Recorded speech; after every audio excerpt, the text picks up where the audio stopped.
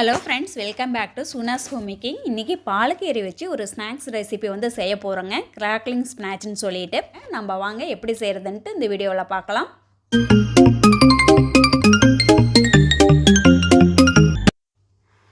Crackling snacks செய்கிறதுக்கு பாலக்கீரை எடுத்து வச்சுருக்குறாங்க. இதை வந்து நல்லா வந்து தண்ணியில் வாஷ் பண்ணிட்டோம். இந்த தண்ணியெல்லாம் நல்லா ட்ரை பண்ணுறதுக்கு ஒரு ஒயிட் காட்டன் கிளாத்து நான் எடுத்து வச்சுருக்குறேங்க. அதில் போட்டு நல்லா தண்ணியை வந்து ட்ரை பண்ணிக்கலாம். இந்த கீரையை வந்து எண்ணெயில் போட்டு பொரிக்க போகிறேங்க. அதனால் தண்ணி எல்லாமே வந்து ட்ரை பண்ணிடுங்க. இப்போ ஃபுல்லாக வந்து தண்ணியை வந்து ட்ரை பண்ணிட்டோங்க. ஒரு பிளேட்டில் எடுத்து வச்சிட்டோம். இதை வந்து நல்லா கட் பண்ணிக்கலாங்க.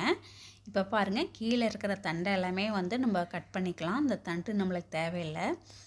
இப்போ இந்த கீரையை வந்து நல்லா சின்ன சின்னதாக இது மாதிரி கட் பண்ணிக்கலாங்க.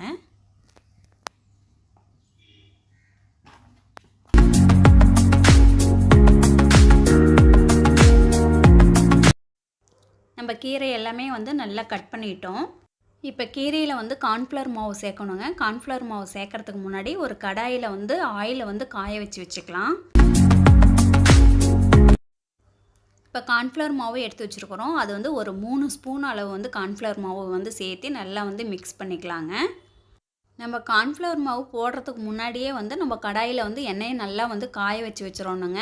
கார்ன்ஃப்ளவர் மாவு போட்ட உடனே வந்து நல்லா தண்ணி விட்டுரும். அதனால தான் வந்து நம்ம வந்து எண்ணெயை வந்து ஃபஸ்ட்டில் நல்லா காய வச்சுக்கணும். இப்போ உப்பு தேவையான அளவு சேர்த்திக்கலாங்க. உப்பு வந்து பார்த்துக்கிட்டு சேர்த்திக்கிங்க, கொஞ்சமாகவே சேர்த்திக்கிங்க. ஏன்னா எண்ணெயில் பொரிச்சதுக்கப்புறமே வந்து இதோட வேல்யூம் வந்து கம்மியாகும். இப்போ கார்ன்ஃப்ளவர் மாவு போட்டு நல்லா பெரட்டிட்டோம். இப்போ எண்ணெய் நல்லா சூடாக காஞ்சிருக்குது. இப்போ எண்ணெயில் போட்டு நல்லா வறுத்துக்கலாம். எண்ணெய் நல்லா காயும் போதே நம்ம போட்டுறணுங்க. அதோட சலசலப்பு அடங்கினோடனே நம்ம வந்து எடுத்துக்கலாம். இப்போ பொரிச்சது எல்லாமே வந்து நம்ம பிளேட்டுக்கு மாற்றிட்டோம். இதுக்கு வந்து ஒரு தாளிப்பு கொடுத்துர்லாங்க. முந்திரியும் பாதாமும் கொஞ்சம் எடுத்து வச்சுருக்கிறேங்க. அது லைட்டாக வந்து நம்ம வறுத்துக்கலாம். நீங்கள் முந்திரி பாதாம் தான் போடணுங்கிறது இல்லை. வேர்க்கடலை கூட இருந்துச்சுன்னா நீங்கள் லைட்டாக வந்து வறுத்து போட்டுக்கலாங்க. ஒரு 3 முந்திரி பருப்பும் 4 பாதாம் பருப்பும் போட்டிருக்கிறேங்க. முந்திரியும் பாதாமும் நல்லா வறுபட்டுருச்சுங்க. ஒரு பிளேட்டுக்கு மாற்றிடலாம். அதே தாளிப்பு கரண்டியில் 1 ஸ்பூன் அளவு இப்போ எண்ணெய் ஊற்றிக்கலாங்க. எண்ணெய் நல்லா காஞ்சிருச்சுங்க. பூண்டு பல் வந்து ஒரு 5 பல் சின்ன சின்னதாக கட் பண்ணி வச்சுருக்குறோம். அதை சேர்த்து நல்லா வதக்கிக்கலாம். அடுத்ததாக ஒரு 1/2 ஸ்பூன் அளவு இஞ்சி வந்து துருவி வச்சுருக்குறோம். அந்த இஞ்சி சேர்த்திக்கலாம். இப்போ அது கூட ஒரு பச்சை மிளகாய் வந்து நம்ம சின்ன சின்னதாக கட் பண்ணி வச்சுருக்குறோம். இதையும் சேர்த்து நல்லா வதக்கிக்கலாங்க.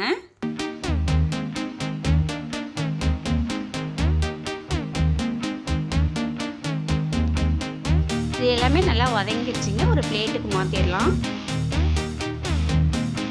இப்போ கிராக்லிங் வந்து ரெடியாக இருக்குது. ஒரு பிளேட்டில் போட்டுடலாம். சாப்பிட்றதுக்கு நல்லா க்ரன்ச்சியாக இருக்குங்க. அதனால தான் நம்ம கிராக்லின்னு சொல்கிறோம். அடுத்ததாக பூண்டு, இஞ்சி, பச்சை மிளகாய் நம்ம வறுத்து வச்சோம் இல்லைங்களா, அதை வந்து நம்ம மேலே போட்டுக்கலாம்.